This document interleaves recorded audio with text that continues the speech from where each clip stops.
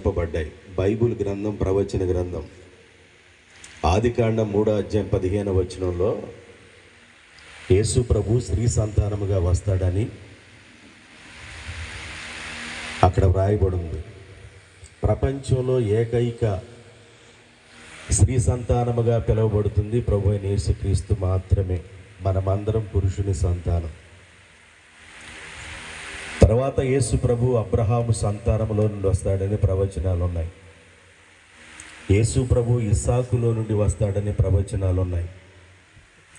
యేసు ప్రభు యాకోబులో నుండి నక్షత్రము ఉదయిస్తుందనే ప్రవచనం ఉంది. యోధాలో నుండి, యాకోబుకున్న 12 మంది కుమారుల్లో యోధాని దేవుడు ఎన్నుకున్నాడు. యోధాలో నుండి రాజదండం వస్తుందని ప్రవచనం ఉంది. ఆ తర్వాత యోదయ బెత్లెహేములో నుండి ప్రభు వస్తాడనే ప్రవచనం ఉంది.